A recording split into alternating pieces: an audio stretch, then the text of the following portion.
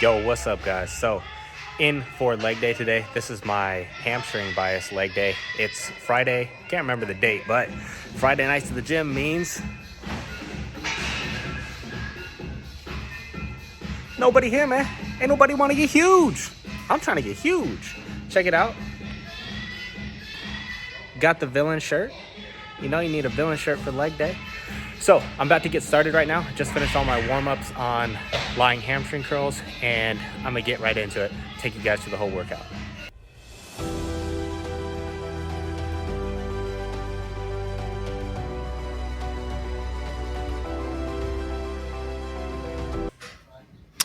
Okay, guys, so hopping right into it here, I start off my hamstring and glute bias leg day with lying hamstring curls. So normally I do 4 sets of this in the 8 to 15 rep range. However, today I just kind of felt like switching it up a little bit. So I did 2 sets here in the manner that you're seeing, and then I did 2 sets on the west side inverse curl, which you'll see in the next clip after this. But I've reworked my form slightly on these lying hamstring curls. And really what I did is just lower the weight so that I'm concentrating more on pulling the weight up with my hamstrings, holding that contracted position for a second, and then slowly letting the weight out. I was just getting a little bit carried away, which it always happens. The deeper you get into a training block and you're trying to consistently beat numbers in the logbook, you will find that your form is going to slip slightly. Honestly, I think if it's not doing that, you're not applying yourself in the manner that you probably think you are in the gym. You need to be going in there and fighting for progress every time you go in there. And I think if by the end of a training block, your form quite literally looks exactly the same as like it did 30 or 40 pounds ago and whatever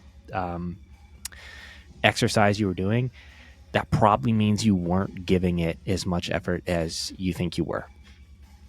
So I just did a small reset there. The way that I think about those lying hamstring curls is I'm doing a bicep curl with my hamstrings.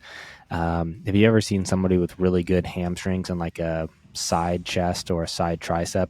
The way the hamstring drops, it almost resembles a bicep.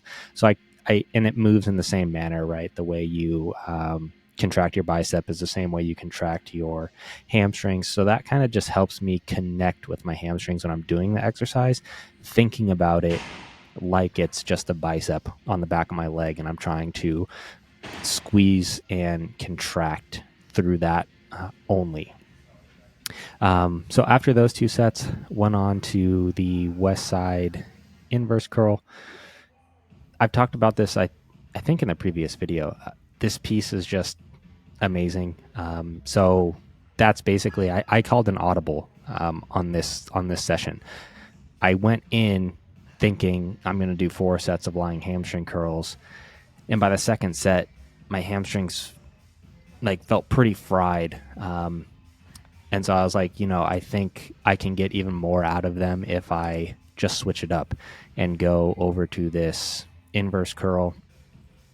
And I really like the movement. The more I've been doing it, the more I really, really like it. So you can see here where you want to treat this as like, it basically is an assisted Nordic hamstring curl. So when you're going down, you don't want to let yourself just drop down. You kind of want to resist the weight as you are, resist your body weight falling down as you are lowering yourself, and then get to parallel. And the counter weight here is what allows you to then lift yourself up. So what is that? I did 3 plates on the first one, and then I lowered it to 2 plates and a quarter on the next set. Rep range here was the same as my lying hamstring curls. I was aiming for the 8 to 15 rep range, maybe 8 to 12 rep range. But, again, concentrating on really contracting my hamstrings as I'm going downwards, which is a little bit counterintuitive to the way you would do most other exercises, but this is a very unique exercise. So I'm really trying to put everything in my hamstrings. And then when I do reach that parallel position, I'm thinking about the same thing that I was thinking about on the lying hamstring curl, where I'm contracting my hamstrings like a bicep curl to lift myself up. I mentioned this in the last video where I talked about these. It is very easy to lower back the weight up, to just use your lower back to pull yourself up, and that defeats the entire purpose of this exercise. So wrapped up there, hamstrings were on fire, and then I went over to start my hinge work. So RDLs, I have 2 sets. I switched from a stiff leg deadlift over to an RDL. Kind of just was getting a little bit stagnant on the stiff legs. I ran them for maybe 50 weeks or something. Like, I ran them for a really long time, to where it was getting stagnant. I also just wasn't enjoying the movement as much. So an easy switch is I still do a hinge, except I just switched it to an RDL instead of an SLDL. So it's slightly different there. So I don't warm up like this all the time for my hinge work, but I just decided, again, call an audible. This is kind of what I wanted to do on this day. Warm up with a conventional deadlift, which I haven't done a conventional deadlift in years. So even though I RDL and SLDL, a true deadlift still felt pretty awkward. So I kind of just did some random warm-up sets. Did 1 plate for 5, 2 plates for 5, 3 plates for 5, and then I think I just pulled 405 for 2. Kind of just wanted to see what it felt like. Felt surprisingly good, but with my goals of bodybuilding, there's no reason for me to really run a traditional deadlift. Plus, I've done that plenty in the past. So that I won't be running a traditional deadlift probably ever, but it was nice just to kind of feel it out. So it might be something that I just do in the future on warm-ups. Most of the time, though, when I do warm up, I will just warm up in that same manner, but doing an RDL instead of an actual deadlift. So here you can see first working set of RDLs. Rep range is 10 to 12, sorry. So with 335, so I'll be the first to tell you, I am not good at hinging. I am not, like, I don't hinge very heavy in comparison to the people that, I pay attention to in regards to their lifts. Like, I'll see a lot of guys in the UK. I mean, they'll do like 4 and 5 plates with ease. That is not the case for me. I've never been a good hinger throughout my entire career of lifting, but that doesn't mean that you should avoid hinging. So I'll talk about that more in a second after this. All right, guys, so just wrapped up with RDLs. Now it's time for the Pain Olympics, baby. Anybody who's done really hard sets on leg extensions knows what I'm talking about. I'm gonna get into it right now. Okay, so after the hinges, 2 sets there, I went on to leg extensions. I did 2 sets of these. Excuse me for looking possessed while I'm doing this, but honestly, if you don't look like that when you're doing leg extensions, you're probably not giving full effort. Now back on to the topic of hinging. I think a lot of people don't hinge in general.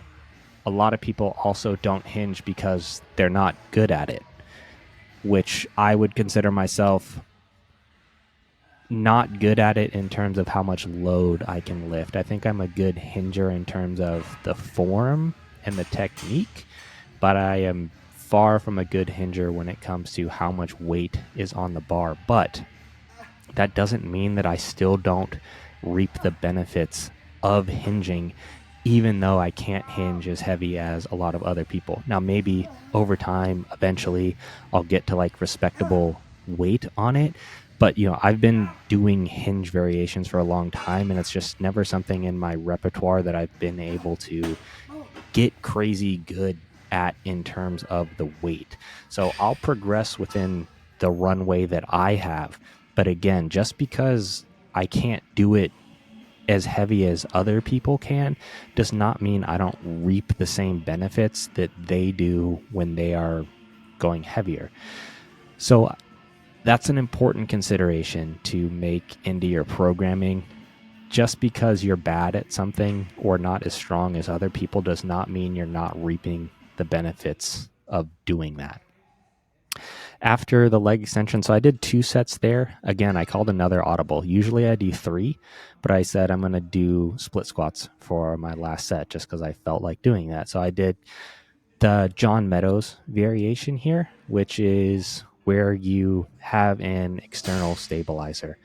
So there's a million different ways that you can do split squats. I think in terms of if you're strictly going for hypertrophy, this is the best way because you're not going to be limited by your balance. You're not going to be limited by like fighting counter rotation or anything like that.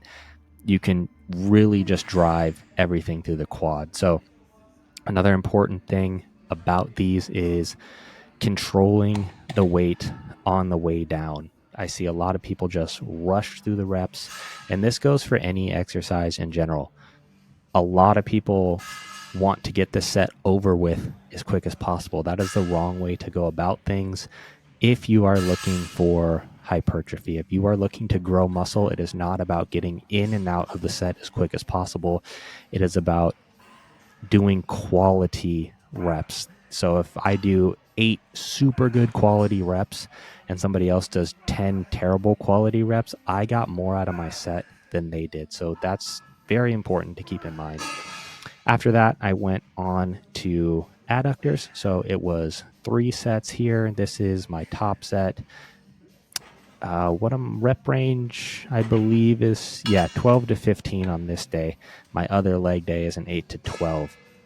So I landed in the rep range, but I had to drop the weight after that because I was on the very low end of my rep range. Then wrapped the workout up with 1 set of hip thrusts in the 12 to 15 rep range. Now, this is not the best hip thrust machine. This one is pretty subpar. But what's important to keep in mind here is do not let your hips sink excessively low. That does not stretch the glutes anymore. It involves your quads a lot more. It also is going to have you just using momentum to lift the weight up, and you're not getting as much out of the glutes out of it as you think you are. So you only need to come down a little bit because this is working the this is working the shortened position of the glutes. The stretch position is something like an RDL, right? Which I already did. So going all the way to the bottom on this, thinking you're getting a bigger stretch is really irrelevant to do. And then when you do these, also concentrate on pushing your hips forward while keeping your torso and your abs neutral. Do not let your stomach like bow outwards because that's going to take away from the contraction of your glutes, which is what you're concentrating on here.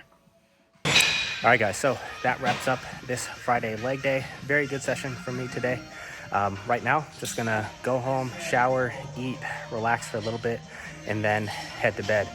As always, I appreciate the support, and I will catch you guys in the next one. Peace.